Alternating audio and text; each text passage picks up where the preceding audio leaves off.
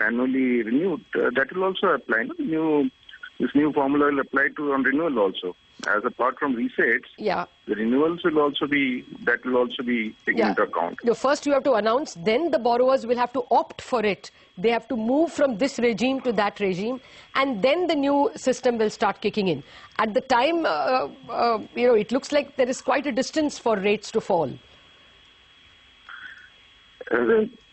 Not quite a distance. I think till April 1st this should kick in. Okay. And but as such, depending on as the repricing of existing resources, the liability side happens. The banks also review our current base rate also periodically. No, if I am we have been passing on benefits. If I am a mid-corporate and my current loan is, say, 9.5%, let me round it off. If my current loan rate is 10%, when can I expect it to fall? No, as I mentioned, we periodically review our base rates, and maybe not on the marginal cost basis, but on the average cost basis, the way we do it now. But we do it periodically, and based on that review, you change the rates. So it's not necessary that you have to wait till April. Before that, also one doesn't know. Based on the prevailing resource cost, it might happen earlier also. Okay. Well, Mr. Rajendran, since you are now neutral party, is it fair to say that those who borrow fresh are going to get the advantage of monetary policy transmission faster than existing borrowers? Not necessarily. The existing borrower can also come and renegotiate and shift to this. Provided his account is a good account, bank will be forced to give that. Okay. Otherwise, he will have other options. He'll have to be a powerful. He'll have to be a powerful borrower. I am referring to more retail borrowers. Be a good borrower. I say good borrower, not a powerful borrower. There are even the small corporates and small accounts which are getting. No. My reference is to retail borrowers.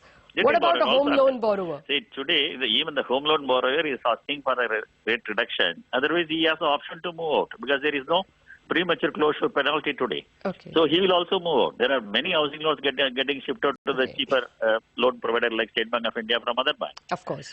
So option is there. Okay. And do you think, therefore, bank margins are slightly better protected than if the Reserve Bank had told them to go simply to marginal cost as an input? True. Yeah, there is timeline given and it will be protected. Apart from that, most of these, the bank maturity is less than 10 months. Average liability duration is only 10 months. Okay, now we are going on for quite some time after the reduction. And most of the deposits in the banking system falls due in the last quarter. Okay. So this quarter we'll see that most of the deposits get the reprice. Even the base rate will also come down even if it is based on the total cost. Because most of the liabilities are getting repriced in this quarter. Fair enough. Okay, actually, Hemendra Hazare has been patiently waiting. Hemendra, is it a relief on the grounds of the marginal cost tomorrow the banking stocks should not suffer? Yeah, it appears as more details have come out, it appears that this guideline by the RBI, the banks will be better off as compared to the earlier guideline, which would have been quite onerous. But as one of the commentators very rightly pointed out, the whole purpose of this was faster monetary transmission. And I think that will take some time to take place. And second is, as Mr. Rajendran also very rightly pointed out, banks always have the option of putting the premium over the base rate. I think that's where the banks will really, what they will do to protect their margins. And since today there are very few quality borrowers out there, it follows that the bulk of the borrowers from the banking system, will not get the benefit of, immediate rate reductions. Especially the retail or even the bulk of the corporate borrowers, because today in the corporate world, there are very few quality borrowers out there. So as compared to the earlier guideline, banks are better off with this new guideline. Absolutely. I think RBI has given them loopholes now through these various base rate structures. This is the loophole I think banks were wanting, and the RBI has conceded to that demand. I don't call it a loophole, but yeah, it's certainly a maze of rates that will have to be monitored. Hemendra Hazare, Mr. Rajendran, Siddharth, Anindya Bhaumik and Mr. Bansal, thank you very much for joining us. Well, key takeaways, there will not be one base rate, but now many marginal reference rates. In terms of advantages, the new borrower, the incremental, the margin, the next borrower is going to have the advantage in a current falling rates situation of getting cheaper loans.